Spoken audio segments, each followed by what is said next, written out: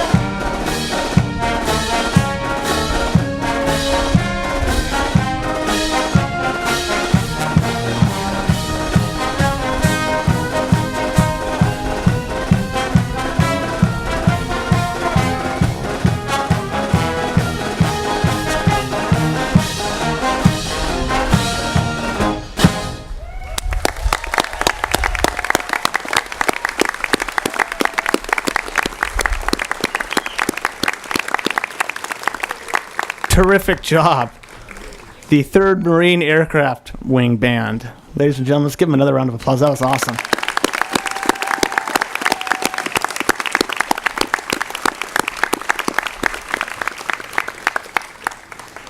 We are going to start our ceremony, our wreath laying ceremony, with a presentation of colors that will be preceded by some young cadets from the Orange High School Marine JROTC program. The cadets will assist in a wreath laying. Cadets? Detail, arch and arch. Forward, arch.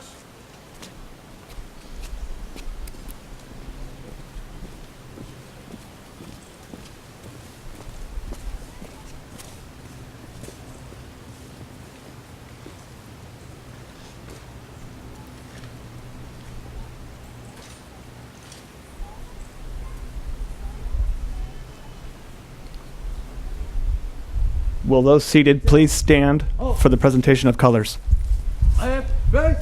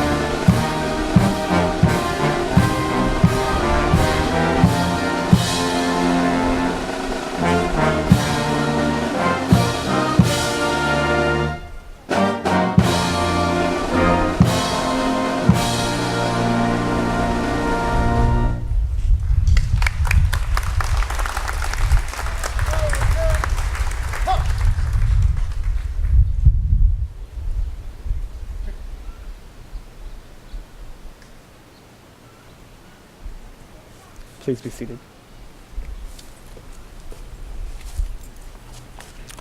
Welcome, and thank you all for joining us on this Memorial Day. A day we honor for those who have given the ultimate sacrifice while serving this great country's armed forces.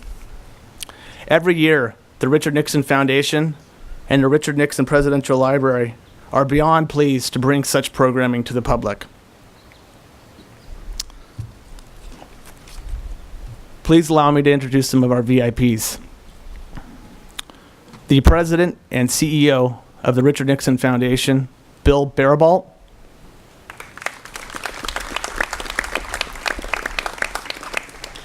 The Director of the Richard Nixon Presidential Library and Museum, Mike Elzey.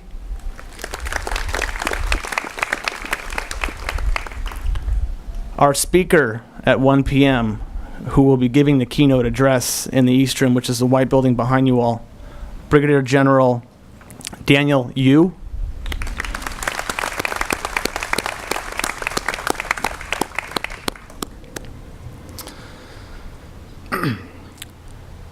Now, today we'll be giving an invocation from a man who has served our armed who have served our armed services for over 3 decades. He began as a helicopter pilot and then found his calling as a chaplain. He is currently serving Naval Base San Diego, and we are pleased to have him. Please welcome Command Chaplain John Owen. Chaplain.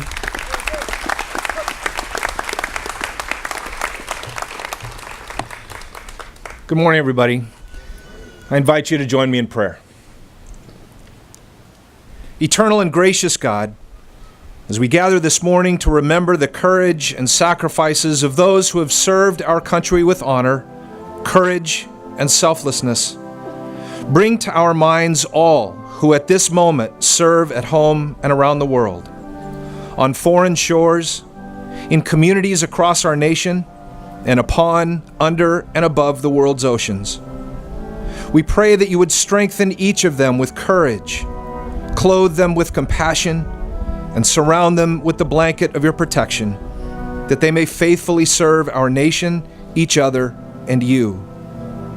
We pray also for an extra measure of comfort, confidence, and hope for their families who also serve.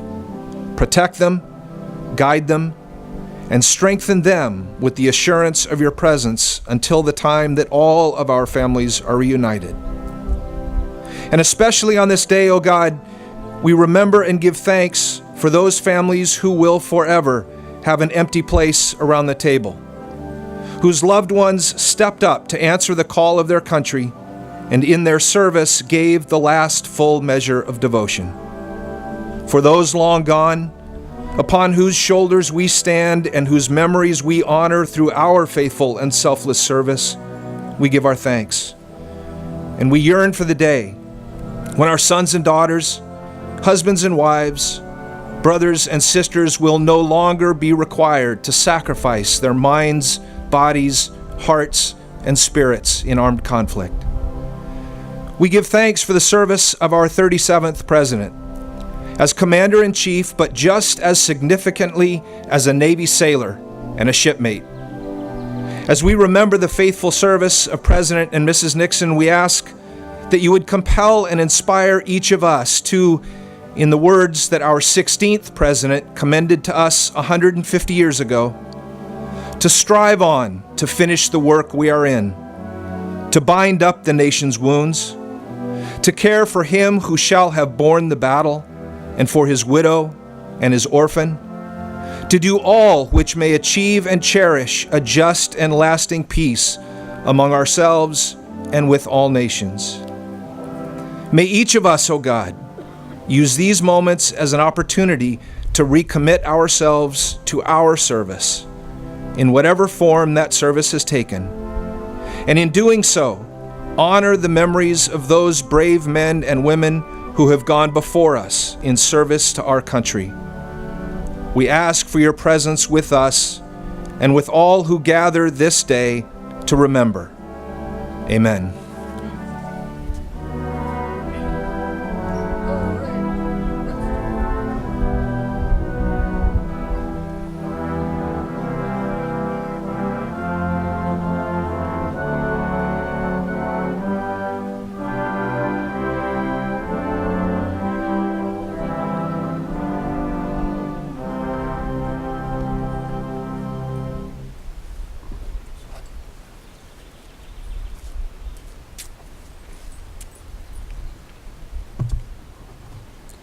Thank you, Chaplain Owen. The Richard Nixon Foundation and the Richard Nixon Presidential Library are lucky to have such strong relationships within the community. You can see that here with the presence. I think this is probably one of the largest attended Memorial Day ceremonies that I've seen here. Thank you all for coming and showing your support.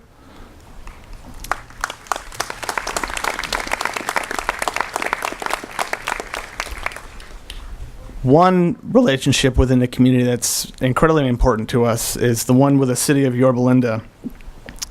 The city's constant support is invaluable to what we do as a presidential library and a presidential foundation.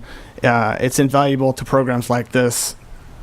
Here today representing Yorba Linda is a 30-plus year resident and our mayor pro tem, Tom Lindsay.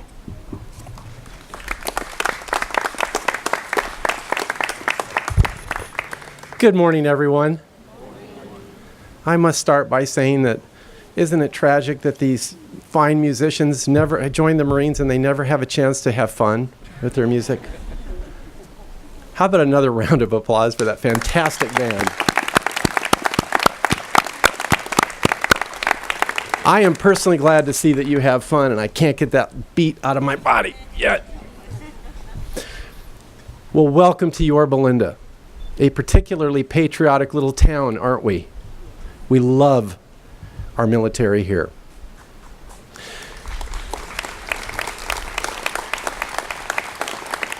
As you drive down the boulevard, you see the banners hanging on the lights. Last week, many of you might know, I know the generals do, that Yorba Linda adopted the 11th MEU, Military Expeditionary Unit, from Camp Pendleton. We adopted them, and they adopted us. That makes us family now, doesn't it? And we had a great event last Saturday with Colonel Trollinger and many of his Marines came over. Had a few lobsters from the night before at Lobster Fest and brought some of their equipment and wowed us with who they are. Every one of those young Marines, yes sir, yes sir, yes sir. What respect. How that makes my heart feel glad. A couple years ago, my proudest moment as the mayor was to have all of the survivors of the Vietnam POW camps come here and choose Yorba Linda to come to be honored. What proud moments those are. And to be united here again in this special place, the Richard Nixon Library, the jewel of Yorba Linda, no question about it, because it gives us opportunities to have something like this that other communities just don't quite have. What a beautiful day. Thank you to you parents who brought your kids today to help them understand what Memorial Day is. Just, you might be interested to know that as you stand here at the Richard Nixon Library today, the reason the Mayor Pro Tem is here instead of the Mayor today, Mayor Hernandez, is that Mayor Hernandez, along with other council members and some other mayors in Orange County, are today in China, meeting with officials in China and city and public leaders. I wonder if that sort of thing would have happened without the things that happened with President Nixon and his efforts here. And that's where they are today. And so we excuse them, and they bring their love and support to all of you also. It's truly my honor to be here on behalf of the city. Now, I was asked to introduce the great patriot laying today's wreath, and I'm honored to do so. His resume is too long to read, and so I've just picked just the highlights of many of the things that this man has accomplished, and I welcome his beautiful wife, Philomena, with us also today. Just a few words. Major General Melvin Spees has served our country's armed forces for nearly 40 years. He was commissioned as an officer in 1976 after receiving his Bachelor of Science degree in civil engineering.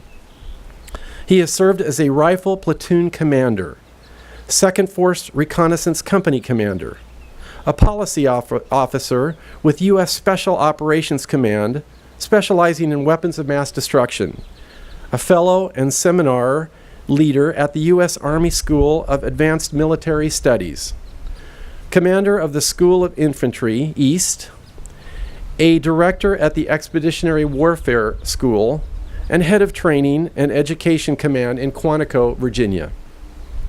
From 2010 until his retirement in 2013, he served as Deputy Commanding General of the 1st Marine Expeditionary Force and Commanding General of the 1st Marine Expeditionary Brigade.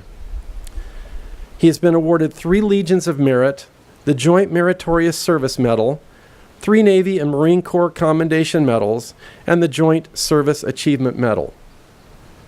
Clearly, he's a leader, a teacher, and a patriot. But most of all, he's a soldier. Ladies and gentlemen, Major General Melvin Spees.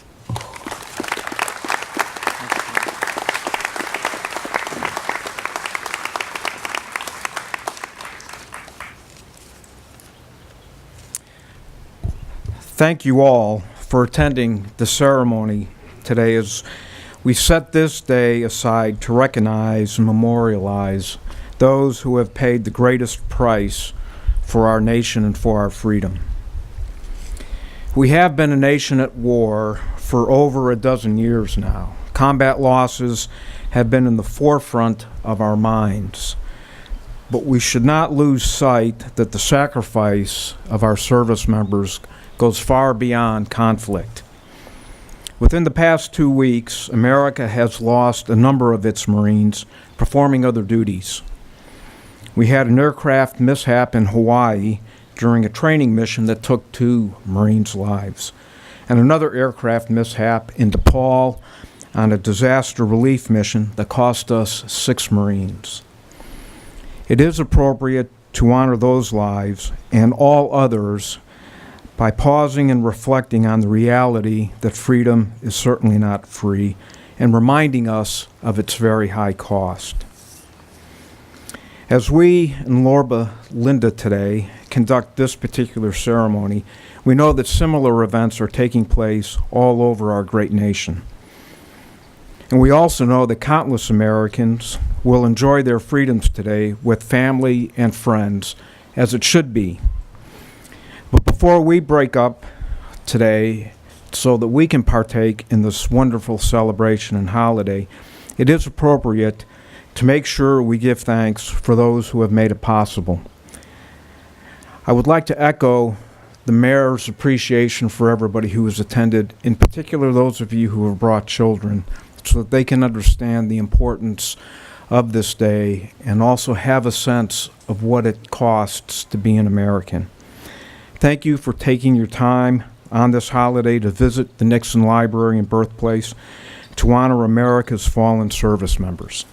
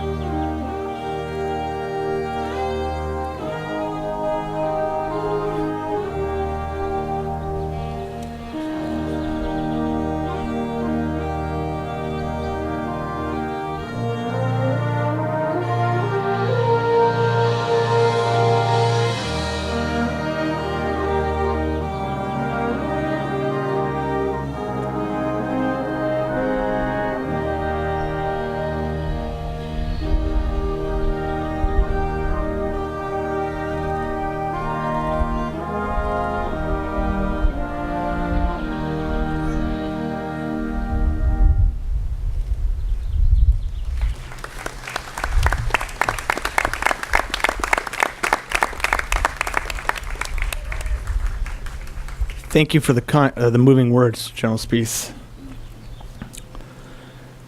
We will conclude today's wreath laying ceremony with a song titled Going Home, followed by a moment of silence and taps.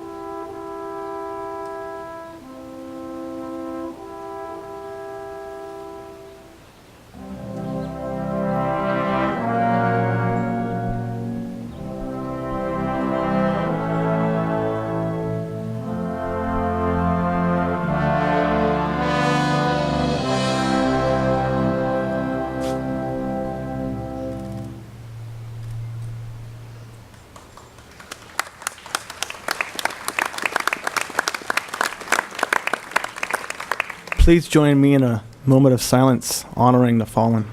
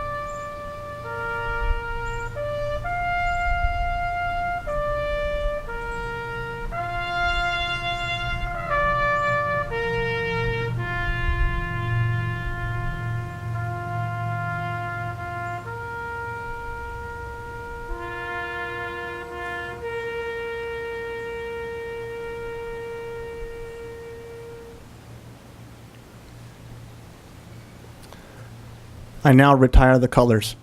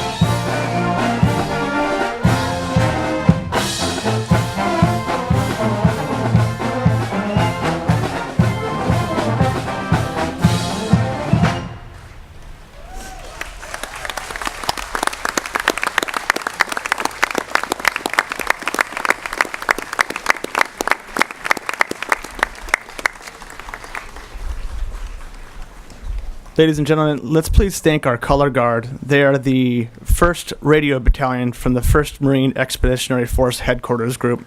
They did a terrific job.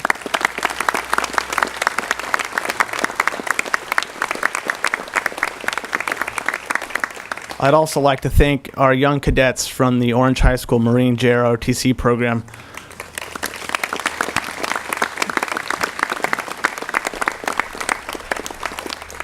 This concludes our wreath laying ceremony, and I encourage all of you to attend the keynote address that will be held, as I said, in our East Room directly behind you all.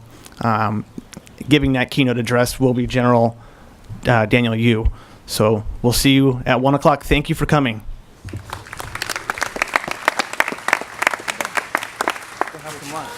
Well done, Chris. Thank you.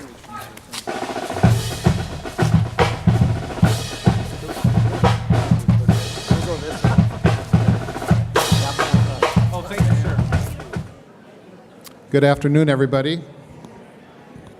Happy Memorial Day to you, and welcome to the Nixon Library.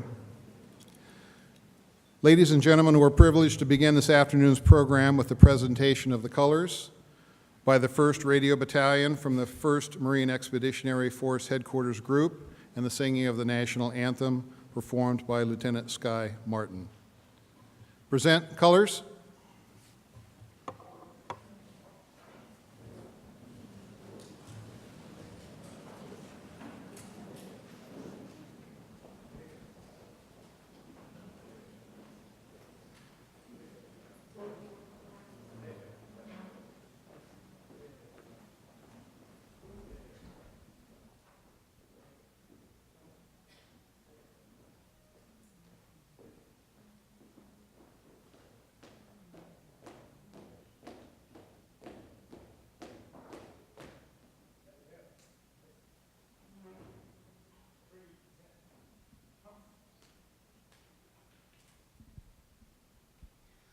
Oh, say, can you see by the dawn's early light what so proudly we hailed at the twilight's last gleaming, whose broad stripes and bright stars through the perilous fight o'er the ramparts we watched were so gallantly streaming, and the rocket's red glare, the bombs bursting in air, gave proof through the night that our flag was still there. Oh, say, does that star-spangled banner yet wave o'er the land of the free and the home of the brave?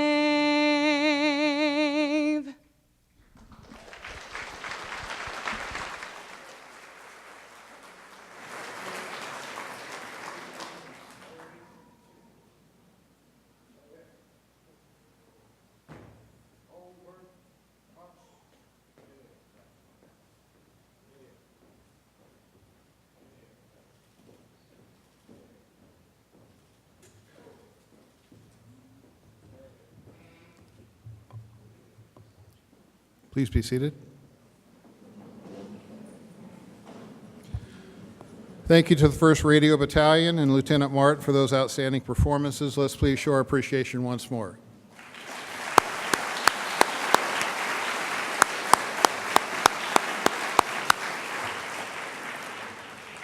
Ladies and gentlemen, my name is Mike Elzey. I'm the director of the Richard Nixon Presidential Library and Museum. The Nixon Library is one of 13 presidential libraries administered by the National Archives of the United States, soon to be 14, with President Obama's recently announced presidential library plan for the South Side of Chicago. I'm honored to be the appointed director of the Nixon Library, and I'm privileged to participate in my first Memorial Day celebration as the library's director. Memorial Day is a special day for me. I will always remember that morning in late January 1973, when a young Marine Lance Corporal was informed by his adjutant of a very special assignment. I had been assigned to escort the body of PFC Mark J. Miller the last Marine killed in Vietnam before the ceasefire went into effect on January 27, 1973. PFC Miller was killed on January 26th. His family is missing him today, and I'll never forget. Before I introduce our special guest who will introduce our keynote speaker, I'd like to first recognize the Richard Nixon Library and Birthplace Volunteer Docent Guild, the sharp-looking men and women in blazers assisting us throughout the library. Please recognize their service with a round of applause.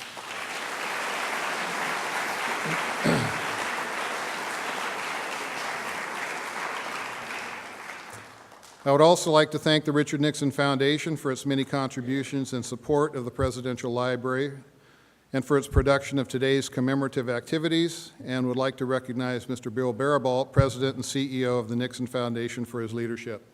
Bill.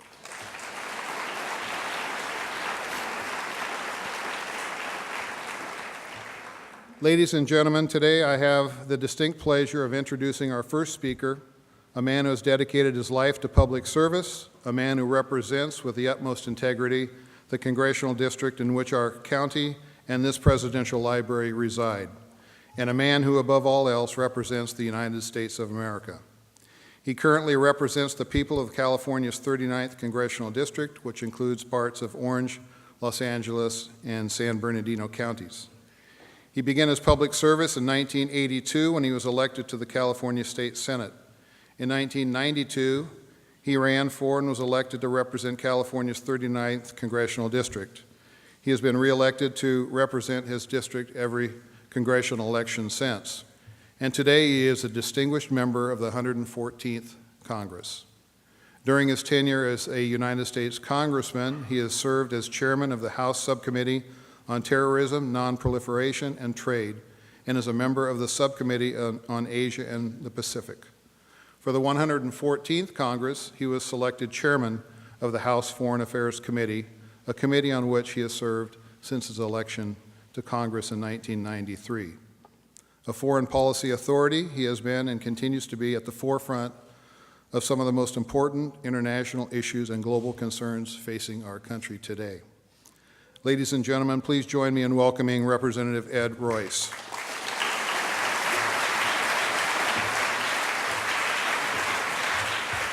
Thank you, Mike, very much. It is good to be with you all today here at the Nixon Library, and I do remember fondly some of my conversations. When I was elected originally to the House of Representatives, Richard Nixon came that year, 93, January of 93, and I remember his speech to the House of Representatives, and afterwards he said, "Hey, Ed, you represent my old district. That's a great district. I don't think you can lose that district." He said, "Why don't you come over to the Senate? Pat Moynihan is going to host me with the senators, and I'm going to reflect on a few things on foreign policy." I remember like yesterday his observations in terms of the foreign policy challenges that we would face. But what I wanted to say today is that the foreign policy challenges which this country has faced, which we've overcome, which we have basically been able as a society and as a nation to stay true to our Constitution and to our founding principles, is because of the sacrifice of those who are not with us today. And what I wanted to share with you is the emotion that I and my ranking member, Elliot Engel of New York, feel when we're overseas, in Europe or in Asia or in North Africa, and we see those rows upon rows of crosses with the occasional Star of David that represented 70 years ago the sacrifice of 400,000 American servicemen and women who gave their lives at a time when Western civilization was in the balance. And frankly, this Memorial Day has existed for us since the conclusion of the Civil War, and existed first because, as Lincoln said, we wanted to recognize those who gave the last full measure of devotion so that this nation this nation would remain the United States of America, but also, as he indicated, so that the promise that Thomas Jefferson had given us in that Declaration of Independence, that all men would be equal. As Lincoln said, that meant all humanity were created equal. And we have a responsibility as a nation to make certain that that concept and that governance does not perish from the earth. And because of the sacrifices of these men and women, not just in the Civil War, not just in the Second World War, but throughout that struggle in the Cold War, in Korea, in Vietnam, and the struggle now with something almost as insidious as what we faced in the Second World War, against ISIS and against a concept that is hard for us to get our hands around. As hard probably as it was in 1941 to understand that a group of 14 officials, Nazi officials, would go into a room, half of them with PhDs, by the way, and make a determination that 6 million Jewish souls would perish. Every man, woman, and child they could find would be sent to the gas chambers. And they had bigger plans in terms of what they were going to do to the planet. A 1,000-year Reich. A 1,000-year Reich. But it was the United States, it was the contribution of those men and women that put an end to that 1,000-year Reich, just as it was the contribution of those in the Pacific who put an end to Imperial Japan's slaughter across Asia, across China, across the Philippines, across Korea, put an end to it. And this has been the fate that has been on the shoulders of this country to keep the peace. And now we find, with what Osama bin Laden created and what has now morphed into ISIS, a new challenge. And we see the same doctrinaire ideology of extreme thought, that those who don't think the same as those who follow ISIS, they're destroying the Roman temples, destroying the churches, destroying the ruins of any civilization that predated, just as the Nazis burned books. Their ideal is to kill every Christian in Yazidi or take them as a concubine or as a, traffic them as in sexual slavery. I mean, it is hardly conceivable in this day and age to look out across the world and see this measure of brutality. And yet, it is the young men and women in our armed forces that, for whom we depend upon to keep those liberties, those freedoms. Freedom is not free. No, it's the sacrifices of those that are not here. And I know for those parents, for those Gold Star mothers, for those families that will never see those sons or daughters be able to have the experiences in life that they so deserved. I know it is especially hard on a day like Memorial Day to reflect on the enormity of that sacrifice they gave so that we might remain free. But it is today that we set aside to remember them, and it's with profound humility that I say to all of the families here who lost loved ones, how deep the appreciation is of this country for their sacrifice for our freedom. I have the responsibility today to introduce one who served this country in many capacities. Brigadier General Yu, and he began as actually a young officer at Camp Pendleton. 1986, just graduating from basic school and infantry officers course. He reported to the 1st Marine Division here at Camp Pendleton. He was assigned with the 2nd Battalion, 9th Marines. He served as a rifle platoon commander, a heavy machine gun platoon commander, a weapons company executive officer.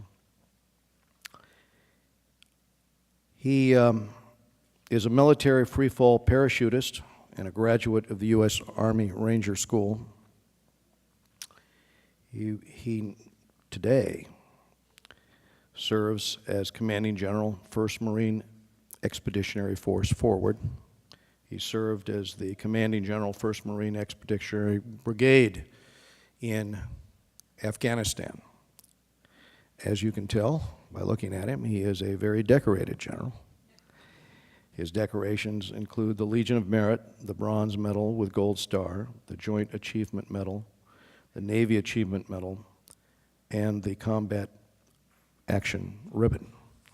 And if I could introduce Brigadier General Yu to you.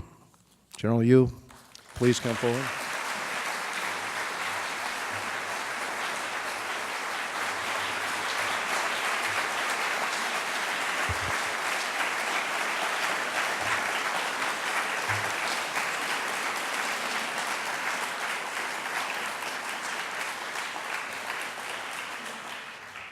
Good afternoon, ladies and gentlemen. It is truly an honor to be here with you today. Congressman Royce, thanks for the warm introduction. It's great to see you again, sir. Thank you for your leadership. We really appreciate everything you do as a congressional member from the great state of California and the support you give to our military. For those that don't know, Congressman Royce comes from a family of military service. And so all that have served in the military understand it's not just the spouses and the children also serve because of the challenges of being an active duty service member. So thank you, sir. Major General Spees, Philomena, it's great to see you all. General Spees has been very instrumental in my life as a Marine officer. He's a friend, he's a leader, and he's a mentor, and he continues to serve even out of uniform. So it's great to see you again. Mr. Barbell, great to see you. He is also a service member. He served in the Navy in the late 60s, early 70s. So it's great to see a shipmate. And obviously you met Mr. Elsie, a Marine during the 70s. Great to see you as well, too. And thanks to all the docents and everybody that work on a daily basis to keep this majestic venue alive. I think it's a great foundation that provides an opportunity for public education regarding public policy and discourse.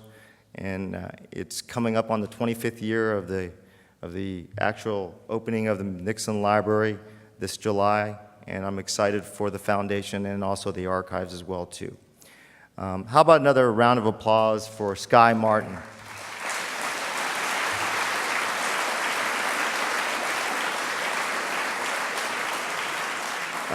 As a congressman mentioned, we just recently got back from Afghanistan. We were the last organization from the Marine Corps to close down Regional Command Southwest, which was the southwest of Afghanistan, comprising Helmand and Nimruz province. Sky was my public affairs officer out there, and she did a tremendous job out there, just like she did today. The color guard from 1st Radio Battalion were also members of that battalion, also served with me, as well as many others from the 1st Marine Expeditionary Force located here at Camp Pendleton. For a few Americans, Memorial Day signifies the beginning of summer, cookouts, shopping sprees, and an opportunity to spend time with the family and head to the beach. But I truly believe the vast majority of Americans, it is a time to reflect on those service members who made the ultimate sacrifice in defense of freedom in our way of life. Most of you here today are because you understand the significance of this day, and we've come together to honor those who have gone before us. This day is for them, and rightly so, it should be spent honoring them. Memorial Day is uniquely American, born out of the ashes of the American Civil War.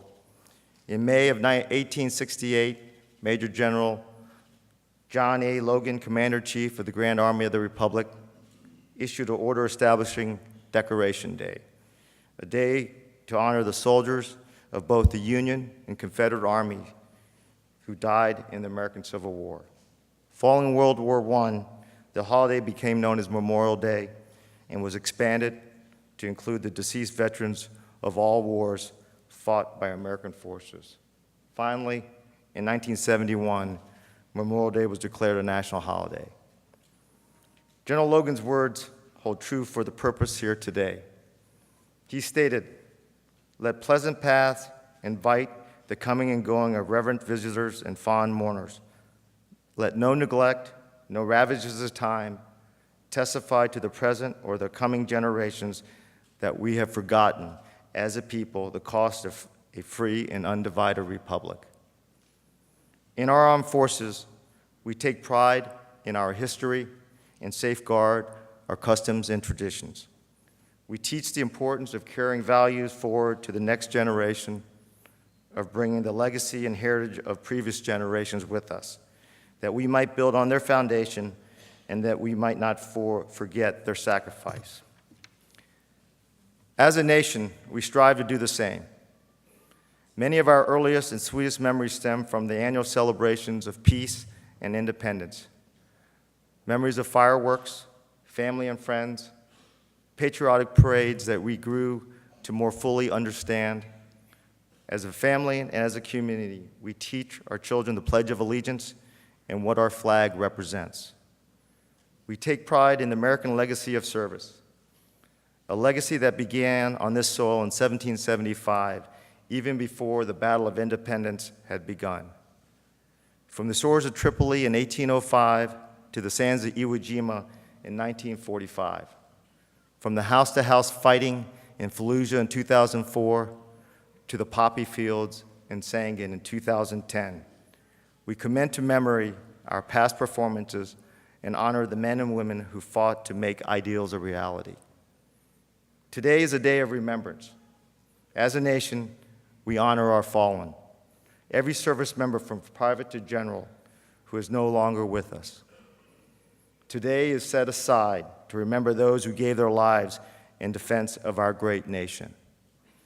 Today is a day for us to pay tribute to those killed in action, for they are the ones who, in the bearing true faith and allegiance to the United States of America, gave the greatest gift they could possibly give. Today is a day to reflect, to take time to honor those whose selfless sacrifice bore the fruit of a peaceful present and paved the way for a peaceful future. What are we doing today? We are paying tribute to our fallen heroes. It is an idea that traces back its origin to antiquity. More than 24 centuries ago, the Athenian leader Pericles said, "Not only are they commemorated by the columns and inscriptions, but there dwells also an unwritten memorial of them, graven not on stone, but in the hearts of men." We truly carry them in our hearts. Today is also a day of patriotism. Memorial Day touches the hearts of every American, the service members, their families, their friends, and the citizens of our communities. As we stand here today at the Nixon Library, it is only appropriate to recognize the service of our late 37th President, Richard Nixon, who served in the Pacific during World War II. When he, like so many other Americans of the greatest generation, signed up to answer our nation's call. Like President Nixon, many of our leaders, our neighbors, our politicians, and our teachers have dedicated a portion of their lives to serving the United States in the armed forces. While they may no longer wear a uniform to work, they still bring with them the defining legacy, living lives of excellence and honor of those who did not make it home safely. This reminds me of a story of another patriot from our greatest generation. Born in 1915 on a small farm near Sioux Falls in South Dakota, Joe Foss used to look up at the sky at the passing airplanes and wave to the pilots in the cockpit. In his autobiography, he reminisced on the thoughts he had as a young boy. Someday, I'm going to trade these horses in for an airplane. Well, I say he did a pretty good job of following through. After graduating from college, Joe joined the Marine Corps Reserve, and despite being told time and time again that at the ripe old age of 26, he was too old to be a fighter pilot, Joe pressed on. He finally achieved his goal, and within 3 weeks of completing training, he found himself on Guadalcanal. During 3 months of sustained combat, Foss became the first World War II flying ace, shooting down 26 enemy aircraft. And in 1943, he was awarded the Congressional Medal of Honor by President Franklin Delano Roosevelt. Following World War II, Joe continued to serve in the Marine Corps Reserve and then in the South Dakota Air National Guard. During the Korean War, he was called back to active duty in the United States Air Force and ultimately retired as a brigadier general. At the time in service after his time in service, Foss served 2 terms as a Republican representative in the South Dakota legislature, and at 39, he was elected and served 2 terms as the state's youngest governor. In 1959, he became commissioner of the American Football League and played a key role in the creation of the Super Bowl. Being a father of a child with cerebral palsy, he also served as the president of the National Society of Crippled Children and Adults. Truly distinguished by his service in the Pacific, Joe Foss carried his desire for excellence and pride and hard work forward into each of the realms of public service that he touched. Joe passed away in 2003. Just like many of our nation's heroes, he is buried at Arlington National Cemetery. His grave is marked with a flat white stone. The words inscribed beneath the cross read, Joseph Jacob Foss, Medal of Honor, Brigadier General, United States Air Force, Major, United States Marine Corps. In a chapter of NBC News anchor Tom Brokaw's book, The Greatest Generation, Joe Foss talked about the oath that each and every American service member takes when they volunteer to defend the freedom of our nation. That's what we went out there to defend, Foss told Brokaw. I can still see my pals sitting around when we weren't flying, guys like Casey Brandon and Danny Doyle, talking about what we were going to do when we get back from the war. Well, they didn't get back. I lost half my squadron. We all knew what an oath was about. I'm inspired by this story and the many others like it because it illustrates that despite a illustrious post-military career, the values of Joe Foss stood for in a life of monumental accomplishments could be best characterized by his service to our nation in the armed forces. Most importantly, he depicts a life lived fully in honor of those who gave all in order to preserve the freedoms and liberties we experience each and every day living in the United States. Last year, I was deployed in Helmand Province with many of our fellow service members across the different services as well as coalition members. So this Memorial Day is very special to me as we stand here at the Nixon Library. When Memorial Day came around last year, we gathered all the members, not just the U.S. members, but our coalition partners, had a formation in front of our command post, and we lowered the flag and then raised it back to, raised the flag rather than lowered it half-mast in honor of our fallen comrades. As we all sat around after the ceremony and talked, we very much understood why we serve and why we were there together in Helmand. We understood the meaning of shared hardships, shared risks, and most importantly, shared accountability. It was the accountability to those who gave the ultimate sacrifice and to whom we honor today. Memorial Day has always been a very special day for families of the fallen. In their hearts, they understand that their loved ones willingly laid down their life to ensure the safety and survival of others. In their minds, however, the ultimate sacrifice can be difficult to comprehend, and I don't think any of us really understand or appreciate what Gold Star families of fallen go through on a daily basis. Not just the anniversary of the death of their loved ones, but on occasions like Memorial Day. For service members, it is also very difficult to fully describe the feeling of losing a comrade in arms. We all know full well the inherent occupational hazards of our profession, but that doesn't help alleviate our grief. Memorial Day provides an opportunity for a quiet moment of solace and reflection for us. While we were deployed, whenever a U.S. service member dies in the combat zone, we have what we know as the ramp ceremony.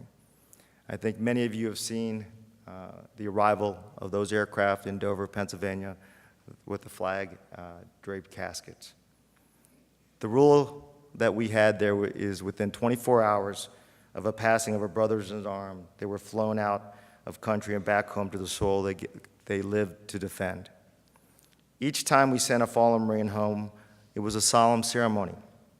As many people could attend, obviously we had other operations that continued to go on, would gather and line up with a silent and somber formation, standing at attention and enveloped in the darkness, only interrupted by the guiding lights of the flight line.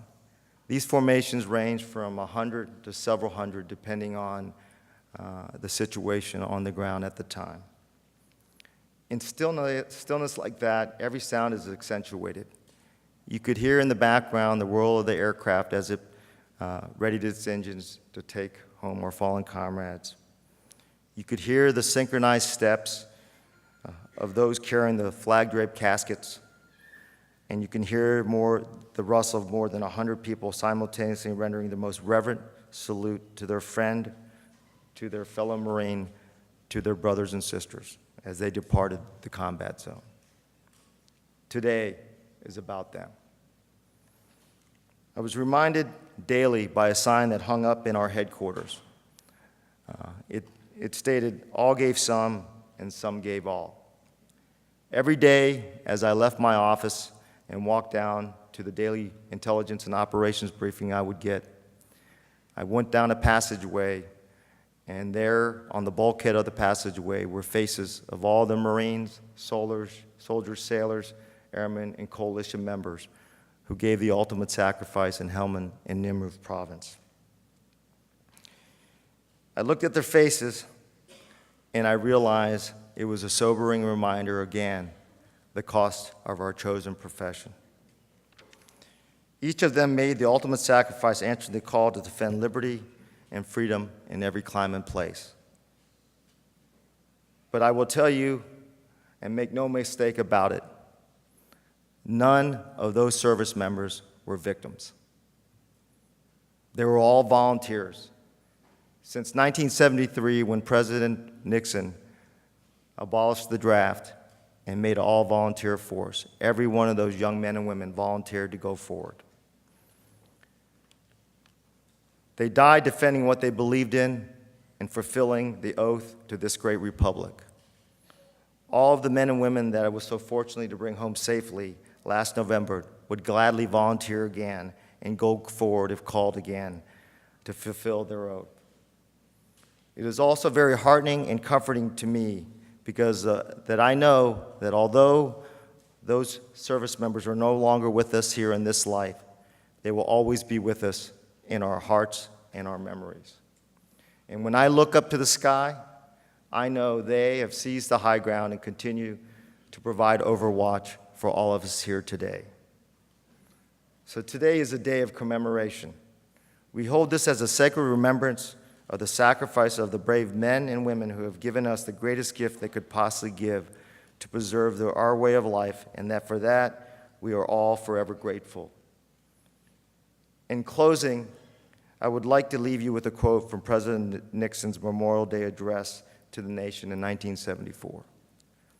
This Memorial Day should remind us of the greatness the past generations of Americans achieved, from Valley Forge to Vietnam. and it should inspire us with the determination to keep America great and free by keeping America safe and strong in our own time, a time of unique destiny and opportunity for our nation. On behalf of all the Americans living in the land of the free and home of the brave, I want to say thank you to all those who gave their lives in defense of our countless liberties. May we as a nation always, especially on this dedicated Memorial Day, stop to remember their selfless sacrifices that have kept our country free. Thank you all for being here today and dedicating your day to the memory of our nation's patriots. Please to continue to keep in your thoughts and prayers all those service members and families that are forward on the watch defending our freedom, because they really are the next greatest generation. God bless the United States of America, and Semper Fidelis.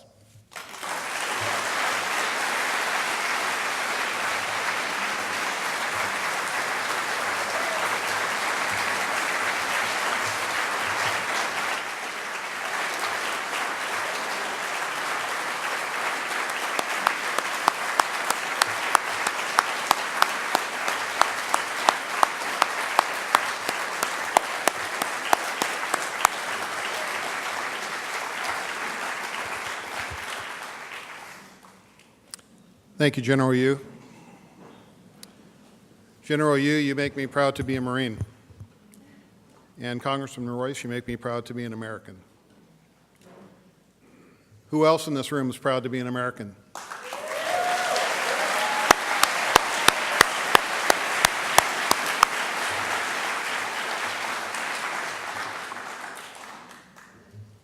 So, she's somewhere around here. Oh, there you are. We'll conclude today's program with Lieutenant Martin singing God Bless the USA.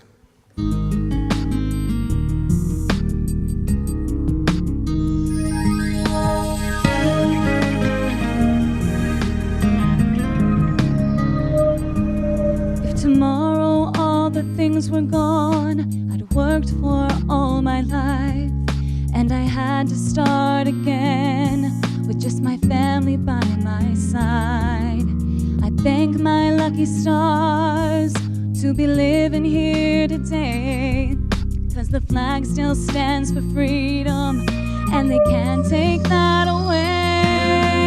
And I'm proud to be an American, where at least I know I'm free, and I won't forget the men who died, who gave that right to me. I'll gladly stand up next to you and defend her still today, 'cause there ain't no doubt I love this land. God bless the USA.